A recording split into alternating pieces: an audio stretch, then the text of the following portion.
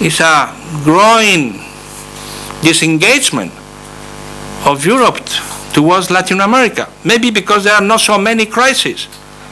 Maybe because there are no Talibans there. Maybe because we consider that there is no security risk for us. Maybe there are not risks, but there are tremendous potential. Economically speaking, socially speaking, culturally speaking.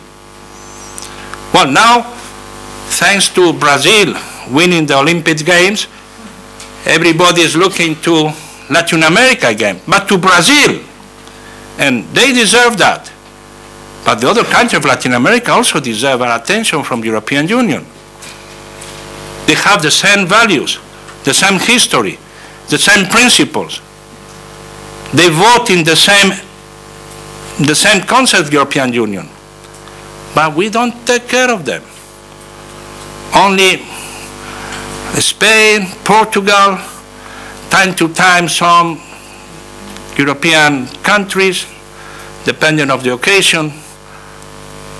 But the whole European Union has been absent during the last decades of Latin America. And the Spanish Presidency wants to really anchor the relation between Latin America and European Union, with regional agreement with America, Central America, Mercosur, and Andean community. I want to, through all this geography, to demonstrate that Europeans can be a global actor. We have objective, we have principle, we have instruments. What is lacking is very simple, the political will. The Spanish Presidency has political will. And the new representative of the European Union, Mr. Van Rompuy, Mrs. Cathy Ashton, also have political will. But what about the member state? They will understand in the 2010 that if we don't want to see again these images of Copenhagen summit not to be repeated, we have to be united. We have to negotiate alone, one single voice, with the full support of the 27. Because when we negotiate trade agreements, it's only one who negotiates on behalf of all European Union. So why we cannot be relevant in this world? It's up to us. It's not up to the Chinese or to the Americans or to the Brazilians. No, it's up to the Europeans. Of course, to the political man, to the governments, but the whole 27 governments. And now we have all the framework, all the institutions, but we need a clear EU foreign policy. I will conclude with a quoting of Mr. Brzezinski in one of his books, a recent book, a discussion with one of his American colleagues, saying the relationship between America, United States, and Europe. I don't know by heart the quotation, but more or less, he said that the American diplomacy needs a regime change. And I think the Americans have a regime change with the President Obama election. But they say, but Europeans need a regime.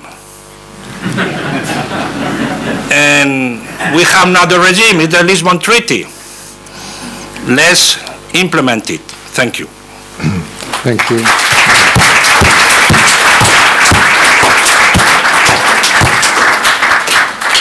Thank you very much, Mr. Minister. It's now time for Q&A, questions and answers.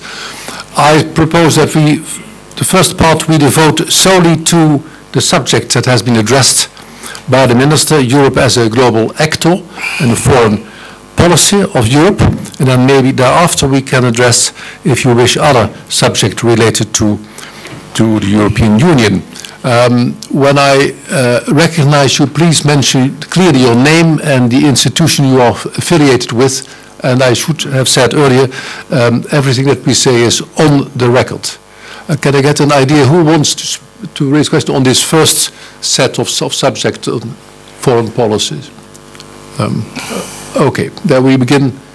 We always begin at the center. Sir, you are there. Yes, we have a microphone. Mr. Minister, this is Selçuk Gültaş. I'm a Turkish journalist. I'm glad that you mentioned about Turkish. Turkish. I'm Turkish. Yes, you mentioned about Turkey and the possible membership. Actually, what your boss, Prime Minister Zapatero, said several days ago has created a great deal of confusion in Turkey about the possible membership.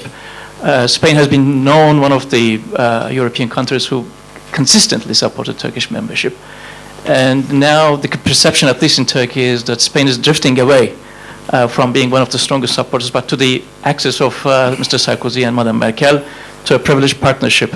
Maybe you can comment on what your Prime Minister said, or is the perception in Turkey correct? Thanks very much. I answer immediately. Yeah. Yeah, please. So this is. Well, I can confirm you that the Prime Minister. I don't know which quotation you refer. What the perception in Turkey, but I can tell you that Spain and the Spanish rotating presidency is going to work with all the strength and determination to advance in the negotiation process of Turkey adhesion to European Union.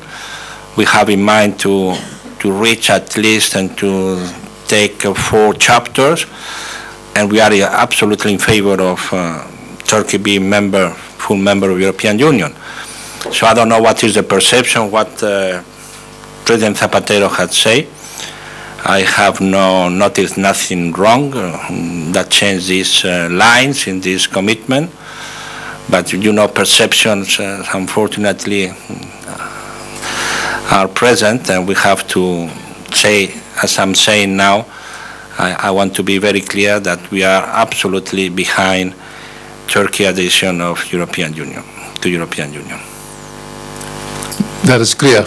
I think the problem is more with a number of other member countries than with Spain. We stay there at the center, sir. Yes. Alexander Filling, European Parliament. You mentioned the framework that is now there with the treaty, and let's say that there's also more and more political will. Do you see in future, in this framework, a role and a place for parliamentary diplomacy? Of course, I didn't refer to the European Parliament and the parliamentary diplomacy, because I'm coming from the Parliament, so I have a long session of parliamentarian today. It was positive, but of course, there is a tremendous importance of parliamentarian diplomacy. I remember in my time of EU Special Envoy, the importance of parliamentarian delegations